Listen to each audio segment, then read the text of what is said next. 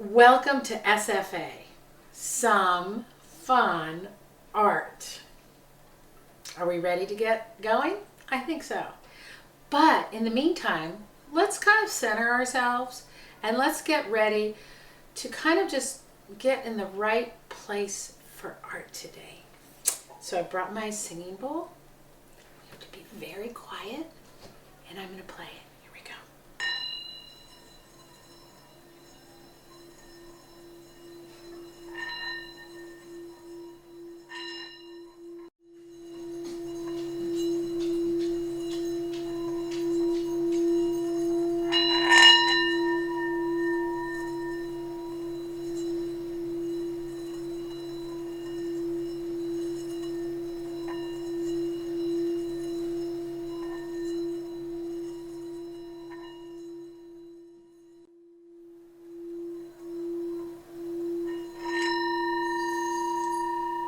Welcome to Some Fun Art. Let's get going. Hi everyone, I'm so glad you're here. This assignment today for our art lesson is very, I think, specific to what your needs are. So this is not going to be a directed drawing where you're all going to be drawing the same thing. Not at all. So I'm hoping you've come to us today with ideas already in your head. And the way I often get excited about new ideas is I gather inspiration from things that I see. So what helped me decide on how I was going to teach this art lesson today is the image you're looking at right now. And I saw this and I thought, oh, this is great. The students are going to be learning about sustainability and in our environment, and what a wonderful way to kind of like create a message where you will educate people in a creative way. That's great. Here are some animals that are holding poster signs that are saying that litter hurts. We don't need your stinking trash, which is funny because it's a little stinky guy. And then we don't dump trash where you live. I'm bitter about litter. Very simple slogan messages. But it kind of tells us. And here are the animals telling the humans that this is how we want to sustain our habitat. This is how we want to sustain our earth so everyone's healthy. So I thought, great, that's my inspiration, seeing this image that somebody else created. And we often borrow and copy, and that's what the world's about. So let's look at our rules for today. So we know that you have chosen a topic. Your teachers talked to you about that. Then the idea is that you choose an animal affected by your sustainability issue or topic. You create a short, powerful slogan. It has to be short because it has to fit on a poster. Then you're going to start drawing, and just like you've learned when you were little, to use your pencil and draw light until you get it right. Meaning don't draw real dark because you might have to do some erasing. Now the composition is kind of important because I want you're been given a big piece of paper. Because I don't want you to draw these little animals with little habitats. I want it to be big and powerful. So you're going to be drawing big. I want you to have a horizon line. It can be straight across the paper. It can be horizontal. It can go diagonal, meaning, so we'll talk about that. I want you to have a simple habitat. I don't want you to have to work too hard on creating too detailed habitat. This is the part that's the most probably challenging for you. When you are going to draw your animal, you can draw the face of the animal or part or full body of the animal. And I often say do part of the body and maybe even take it off the page, which I have right here off the page, because that makes it easier to draw your animal. And that in itself is really nice. So so the other thing is, when you're going to make your poster, I want you to make it intriguing. Like, people want to look at it. I want it to be powerful. I want it to be educational. I want it to be creative. How will your animal hold or display your sign with a slogan or message? Will it actually be holding it with its paw?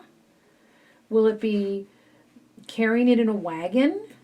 Will it be dragging it behind its body if it's swimming in the ocean? You know, think about it.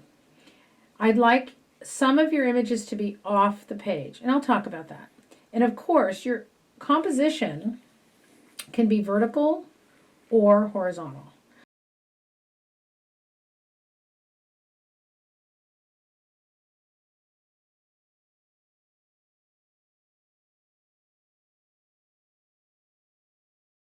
The supplies you're going to use today are pencil, eraser, colored pencils, Sharpie, and watercolors.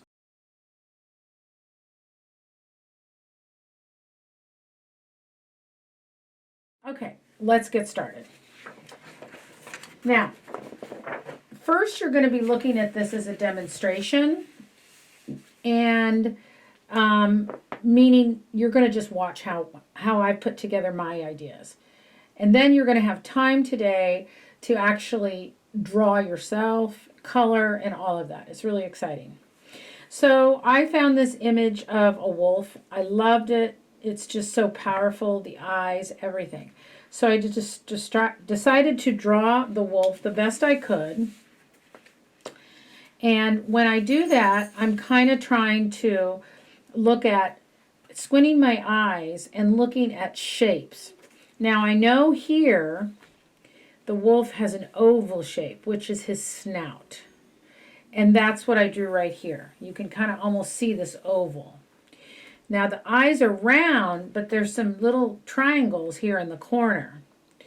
The nose is its shape, and then I try to do the mouth the way I see it. And I'm looking for darks, and I'm looking for lights. And I just noticed there's some dark here with the mouth, which I did, but there's also some dark here. And I don't know if I tried to draw that, and I'm going to just draw it a little bit more. So I used my Sharpie to draw the darks. If I squint my eyes, the dark around the eyes is dark, the nose is dark. There's some dark up here by the ears. Okay? So then I used colored pencil to bring in some browns and bring in the orange of the eyes. And then I'll probably watercolor over that, and I'll show that to you. Now I decided to put my wolf at the bottom of the page, and then I decided his habitat was going to be pretty straightforward. I was going to have a horizon line here, and then hills in the background, and then this is what we call an aspen tree. So it's pretty simple, you know. It's in the foreground, the mountains are in the background. And then I made the sign. Now his paw is not holding it. I decided it's okay. It's just off the page. His body is off. His body's off the page. So is the sign. That's the sign handle. And I used all Sharpie here. Then his sign is pretty simple.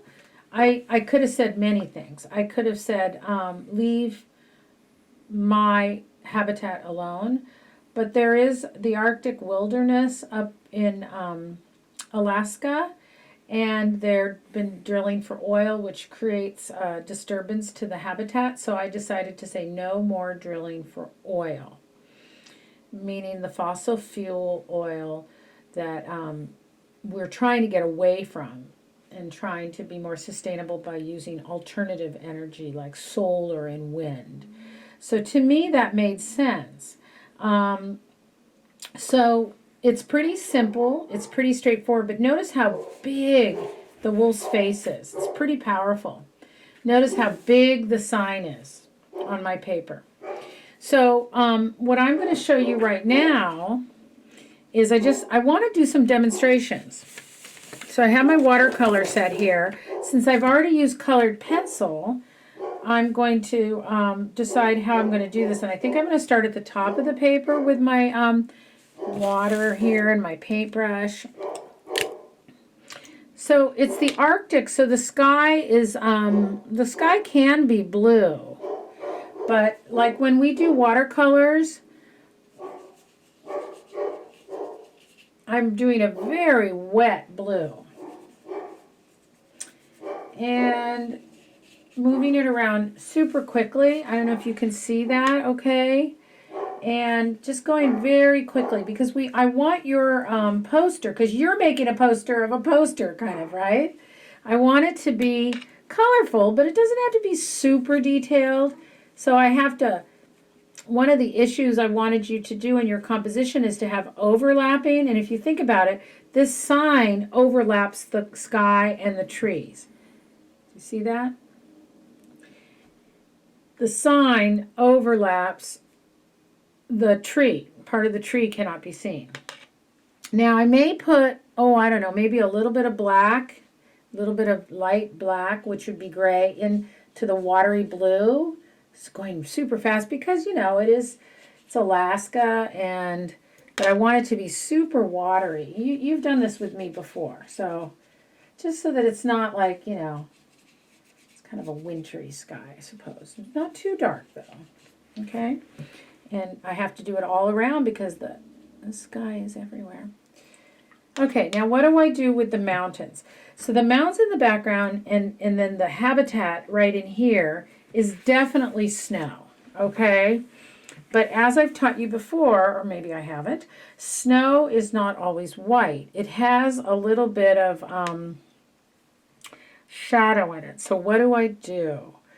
On my set here, I may just take my blue and put it here onto and you all should have a set, and I'm just going to water this down a lot. And I'm going to water it down. This is another kind of blue. It's like a turquoise blue. I don't think it matters. You're probably going to have just this set here, which is fine. I may put a little purple in there. Purple's super dark. I'm not sure that's a good idea, but you see how I'm watering it down? Adding a lot of water. Okay.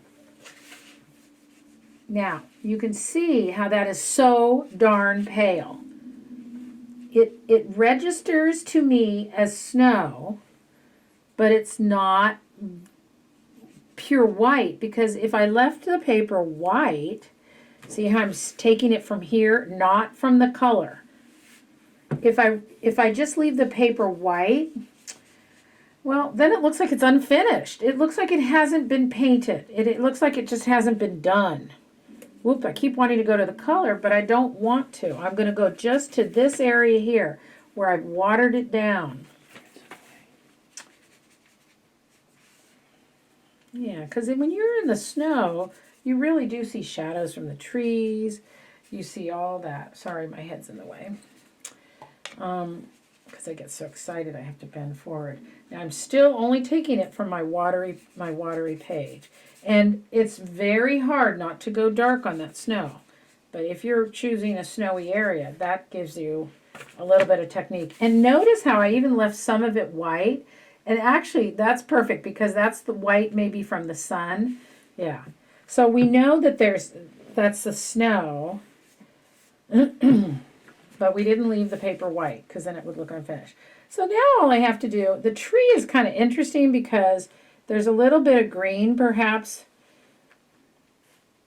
on the aspen tree, but I think I'm going to leave the aspen tree kind of the same, although I could do the same brown, watery brown down it, just in a few areas. Yeah, because the bark of the aspen is pretty white.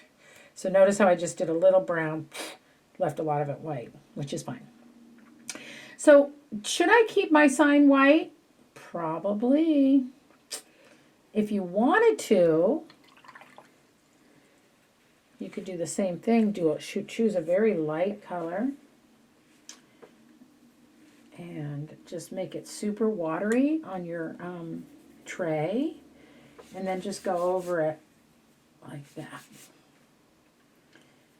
it kind of, oh yeah, and you know what? That is super artistic to just, whoops, you got to see it, sorry. The yellow is watery, and I'm just kind of going like this.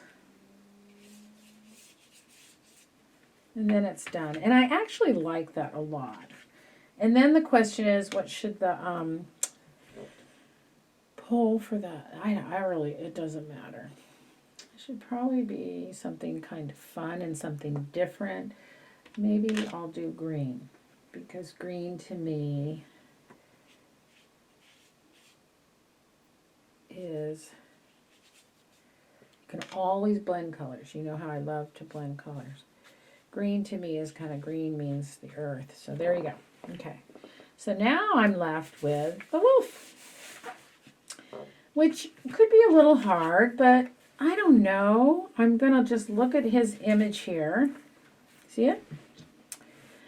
And I don't want to worry about it too much. Sorry, I'm moving things around. But I'm looking at darks and lights. So right here, I'm probably not going to paint anything because I've already put the colored pencil brown. So to me, it's kind of a brown. I'm going to blend brown and yellow together and just kind of go in like this.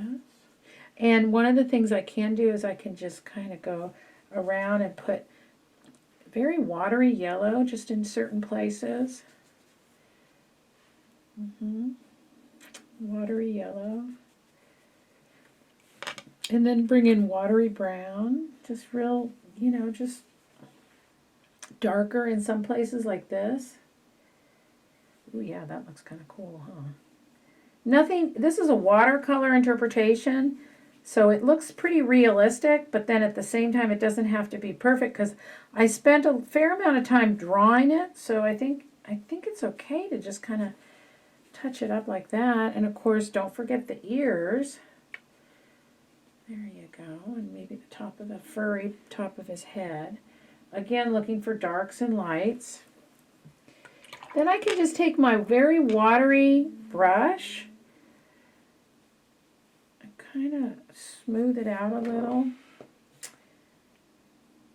And I'm leaving this white because the snow, and notice the white around the nose, kind of, I'm using my cloth a little. I kind of want to keep that white. Now you might say, oh, but Mrs. Charney, that looks like it's not finished if you leave the paper white. I think in this case it's okay because you've used some, you know, it's a little darker around the eyes here, so I don't want to forget that. I think it's okay because you've got colored pencil there too. And if you feel like it's a little too watery, remember you can always take your cloth. But I don't like a lot of, you can always kind of go like that. Just kind of smooth it out a little, just a little dab. Yeah, and I think I might just keep it like that. Now, I will say a little bit of dark down here because he's pretty dark over here, meaning like right here. Again, watery. We don't want sticky watercolor.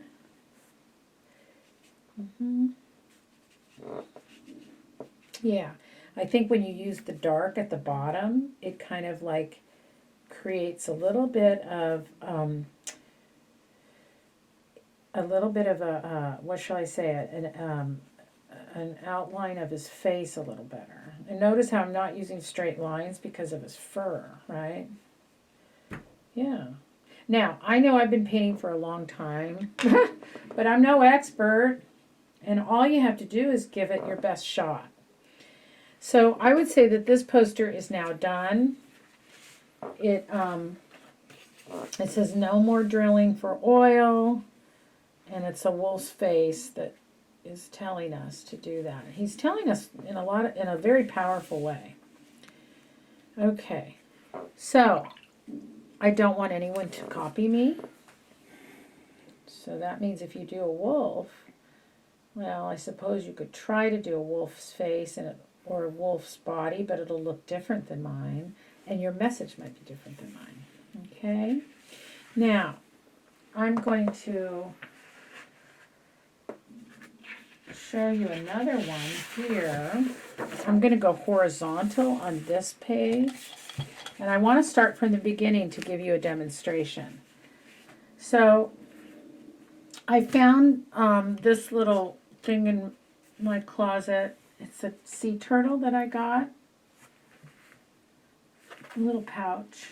And I can draw from that. And I am going to kind of help you out. Now, what I like about this little guy is even if it showed his whole body, you don't have to do his whole body. You just have to go big. And by not doing his whole body, it makes it kind of interesting. But at the same time, it's easier because you're not drawing as much. So the question is, okay, here we go. I'm going to look at this as shapes. I'm going to start from here. I have to think of my composition. Okay? I kind of like how I might draw these rocks. These are coral reefs. He won't be just swimming in the ocean. Okay, so let's start off with his body. Now, when I say big, this paper is very big. So he's not going to be a little turtle. No, he's going to come out like this. Do you see this here? I'm going to just draw this mountain shape here. See that? It's like part of an egg. That's all it is. There. His head is at a diagonal. And the head is really the shape of this. And then his little arm comes out. It's rounded and it goes off the page like that. That's all I need to do. Now, in looking at it, I might make it, I'm looking at him, I might make it a little bit. Looks like his little nose is right here, because this is taken from a photograph. So then with my eraser, I'll erase this. And then I look at his eye. His eye is a diagonal, superstar diagonal.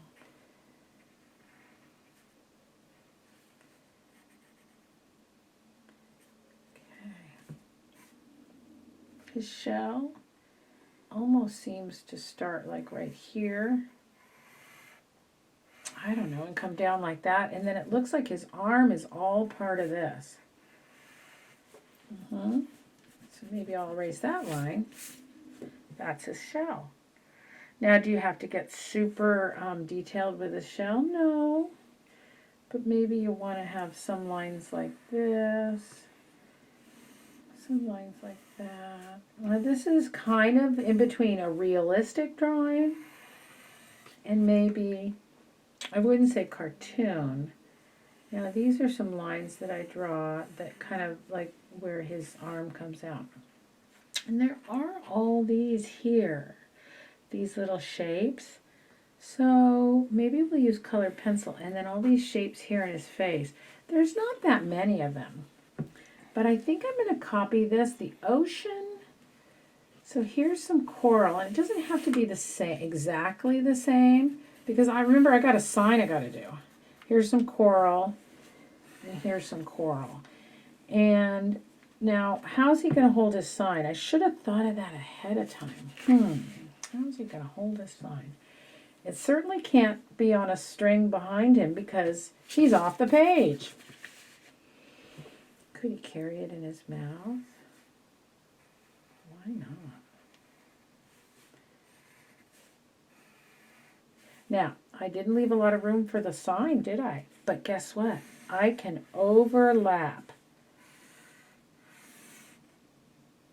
I can overlap. That means it's in front of the coral here. Erase that line. I love overlapping. Looks like he's carrying a purse, but he's not. He's got a sign. So what is my slogan? I think that the coral reefs are being destroyed, whereas that's his habitat because of litter. So I'm going to write, and you know, that's a good message. I'm going to write litter, and I have to write it big, but I have to make sure I have room. So I'm going to write litter hurts.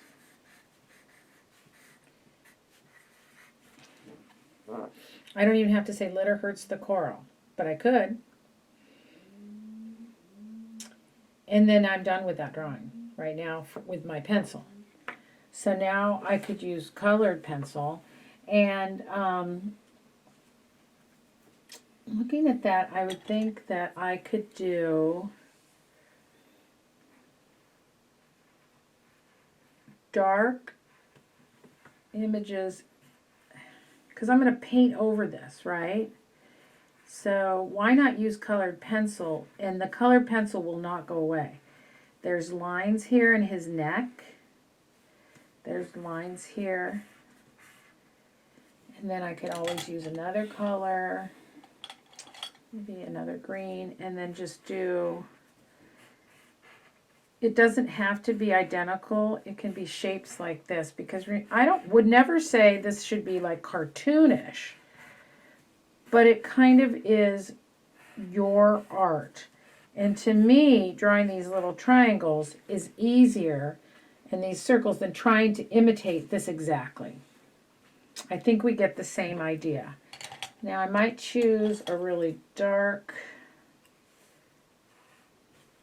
well, if I'm going to do that, I might as well do Sharpie, right?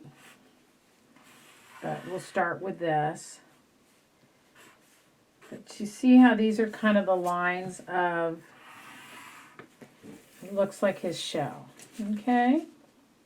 So now I'm going to put my colored pencils away because I don't have to use the colored pencils for everything. And I'm going to outline everything now. I'm going to outline the coral reef. I'm going to take this away so you can see what I'm doing here. Now the coral reef is not going to be too detailed. My sea turtle is what's really the most detailed. And I'm going to outline his face, and then his eye is very dark, so why not just, as I squint my eyes, that eye is dark, and there are some little wrinkles above his eye. And I think I'm going to just go over these colored pencil lines because I think the Sharpie is so powerful, especially in a poster that you're making, because you want it to stand out. It's not sublime. Oh, every line is covered. Every pencil line will be outlined in Sharpie. Simple slogan.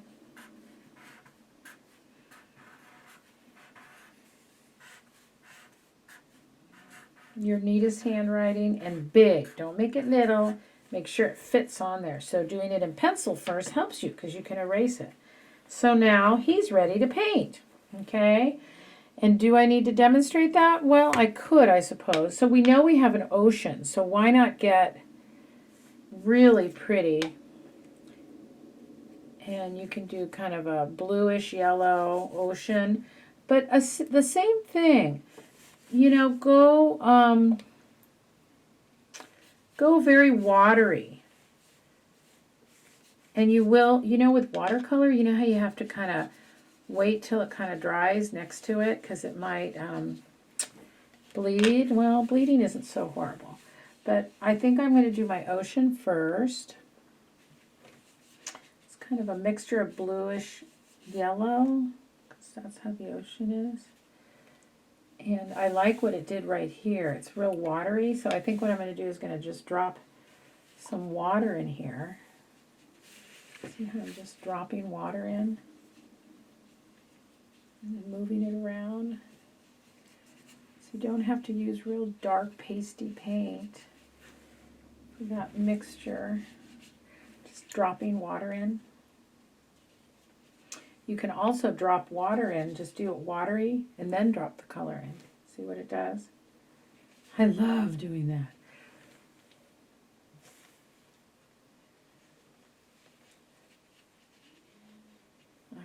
Now, oh, my ocean needs to come down here too. Again, I can just drop in some water. Now, it will kind of move around though. It'll move to wherever the water is.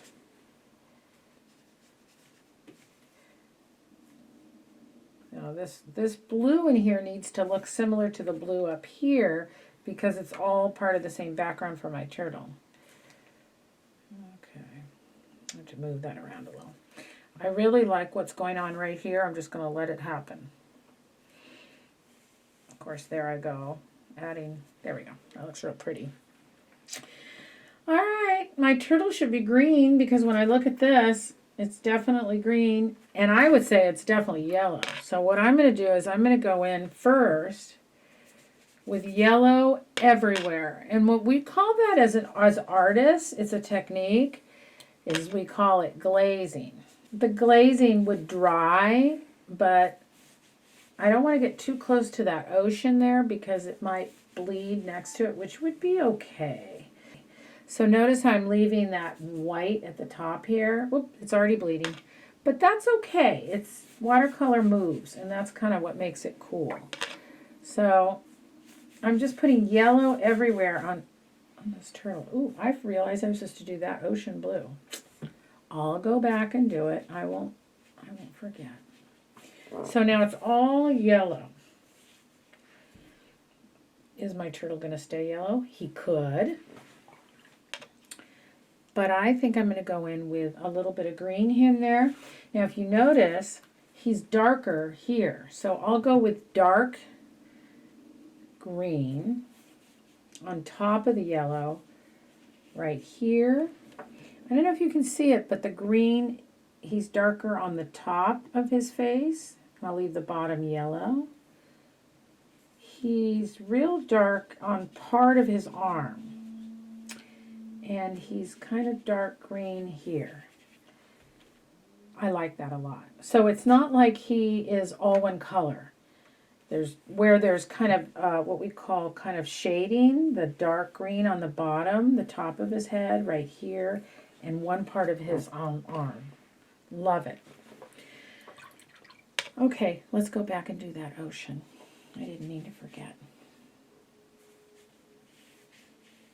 Ooh, a little too dark perhaps. So maybe I need to wash the brush and just use water here. Because I want the ocean to look very watery. So it's very pale.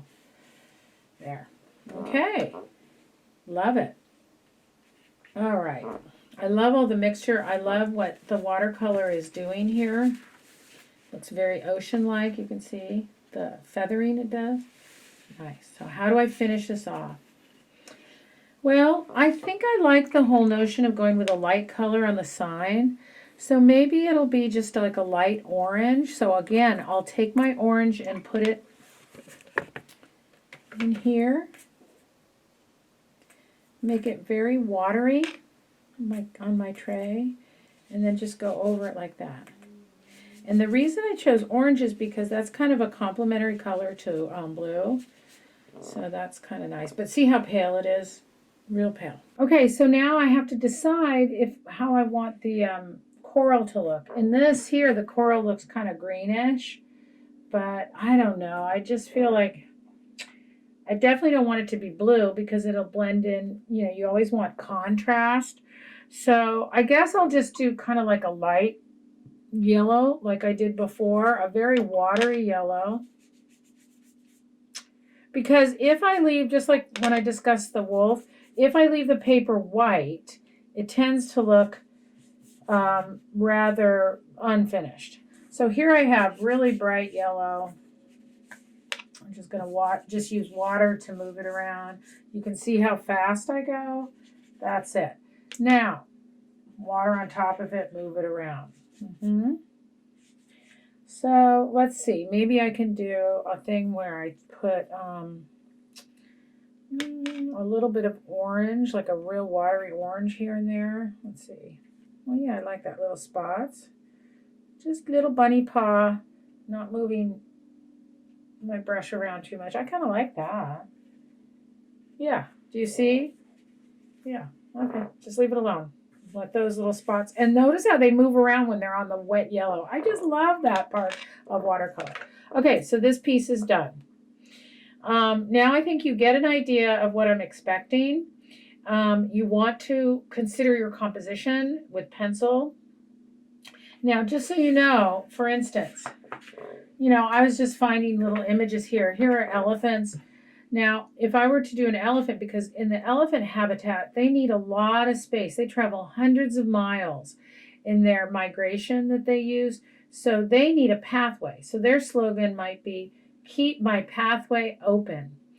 And in doing research on your animal, you would know about the elephant. Now, drawing this whole elephant and this whole elephant would be way too hard.